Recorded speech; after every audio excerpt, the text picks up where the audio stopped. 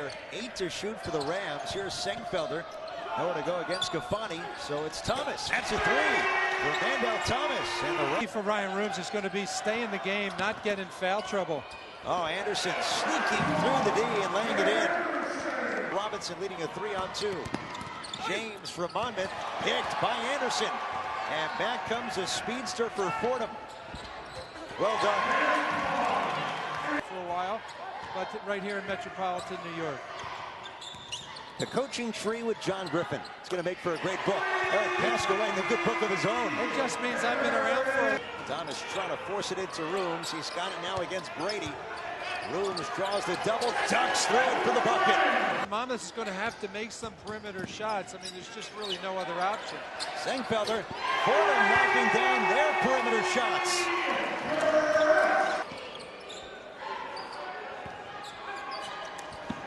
Jones stripped. Anderson, Thomas against Robinson. Got it to go. Flicked it off the window and in. Yeah, looking. Stewart, they're trying to foul him. Fires at the buzzer. Got it! Colin Stewart ties it up for Monmouth. 57-54 Monmouth. Pascal, that's a 3, and it's good. And we're tied again. Stand there by Monmouth. Robinson down the lane, couldn't reverse it in. Senkfelder, where the big man run the floor for the finish. It looked like they might be done at the end of regulation. Thomas blocks a late 3. Robinson pulls it back down. As the final second ticks off the clock, and the Fordham Rams with a hard-fought win over King Rice and Monmouth, 68-58. First and foremost, this is Christian's first post-game interview, so be gentle. He just told me on the way up it was his first post-game interview. I said to the team, everything happens for a reason. You know, we're a young team. Antoine Anderson's a good free throw shooter, but couldn't knock him down when they mattered. I thought Ryan Rooms made those 2, made a big difference. Crazy last few seconds. You know, we're in the timeout. We're talking about .9 and what to do with .9. I think they're over there to see if there was a timeout call, because their coach said he didn't call a timeout. So I didn't know where the timeout came from. So I thought, you know, I wasn't quite sure what was going on. And then all of a sudden it's 2.5. Freshman. He doesn't foul hard enough. He doesn't realize how we do it in America. Sure. So you got to foul a little bit harder. I said the good thing out of that is he'll never make that mistake again. The good thing is Antoine Anderson will come in and he'll shoot a couple extra 100 free throws every night to make sure he's in the game and he can knock them down the stretch. But big game obviously for Christian with 21 and 11. Ryan Rooms did a great job on the boards again, getting 12 rebounds. I thought Antoine Anderson, 6 assists, only 3 turnovers. You know, didn't have a great game scoring the basketball or at the foul line, but he did a good job competing against 2 pretty good guards. That little guy Robertson's tough. So I thought our zone was good against a team with good shooters, but we did a good job locating the shooters in the zone for the most part. And you know, we reached some of our game goals. We held them 36% from the floor. We out-rebounded them. We shot more free throws than they did. And we shoot 80% from the foul line every day in practice. We don't leave practice till we shoot 80% in our free throw drill. And then we shoot 60 today. So that was a difference maker for us. That really could have, I think there were stretches where we had it at 10, we had it at 11. And with a young team, you're trying to teach them how to smell blood and put teams away. And we're still working on that. So, but I think it's a good win, and I think the overtime, I said to them there weren't many people in this building who thought we were going to win in overtime because all the momentum was going their way, and then they come out and they score the first bucket. But I think we showed a lot of grit and toughness and continuing to compete and make the plays we needed to make to win in overtime. So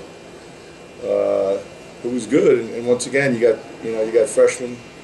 Eric had 15 and 5. He has 21 and 11. But then we did get, our veterans. It's important for Mandel Thomas and Ryan Eames to contribute in a big way and lift the young guys up. And by Ryan having 12 rebounds and Mandel getting 15 points, that was big. And he made some big free throws when they mattered too. Tom, the first 20 minutes there in the first half, was it the best half you guys have put together so far this season?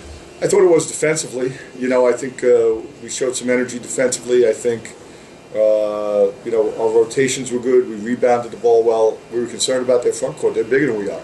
But we were quicker to the ball, and Christian really battled as Ryan always does. So yeah, probably that was. I mean, it was a rock fight. Nobody was scoring any points there for a while, but that's okay. That pace is better for us. They won 92-89 on Sunday against Iona, and it was a track meet. They both just ran up down the floor. Both teams shot over 50%. We're not going to beat them playing that way. We talked about trying to take their legs away, and I think we did some things to do that. Coach, tell me how big that three was by Eric Pascal in overtime. You guys were down 54-57. It's huge. And he hit a big three, and I felt like that three really swung the momentum your way. Right back our way, especially after they made their three. You know, they made one and it was like, oh damn, we're in trouble here. You know, look, Eric just, you know, it's obvious how he oozes talent, and it's just a matter of him figuring it out. You know, Deion Jones did a really good job on him defensively. You know, and he's a veteran player, so he gave him a hard time getting touches for stretches of the game, but he continued to just grind and compete, and that's why he was able to make those kind of plays. But he got a chance to be special, as this guy does. I mean, this guy, you know, because he can stretch defenses and make threes, and he's big and thick, and he can seal people in the post. So I'm excited about this group. It's a good blend of veterans and young guys. But when you do have all those young guys late in games and close games, it gets you sweating a little bit because you'd like to have veterans on the floor. Does that make the win, though, even maybe a little bit sweeter? The fact that they could, that three-pointer there to tie it could have been just deflating. They come back, score back, then they get the ball back. But you guys responded. Yeah, well, that's what I said to them. And then an OT to go 16-6 and you know, get 30 points in the paint. We talked about paint touches, getting the ball in the paint off penetration or dumping it into the post, and offensive rebounds. You know, that we've got to play that way. That's very, very important for us. So that was great. Tom, there were some times where your team brought the shot clock down to 2 or 1, or you had 3 shot clock violations, and I saw you yell at Thomas, drive to the rim. Is that what you want your guards to do ultimately? Because well, later swinging it around. Well, what was happening is we were burning too much time on the front end of the shot clock.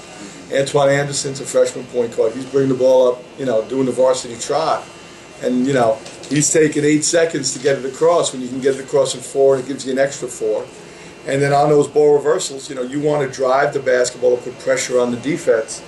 But, you know, once again, Antoine's got to, the clock's got to be in his head. You know, we have progressions in our offense, just like a quarterback. He's our quarterback. At 12, he knows what he's supposed to run against man or zone, depending on the team. You know, we have plays we're going to feature against different opponents. So at 12, it might be ram. And at 12, he should be sprinting out, getting the ball, and running a ram.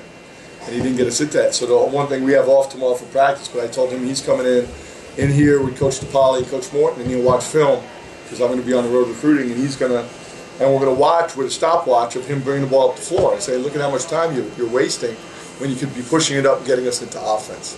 But that's coaching, man. That's young players, you know.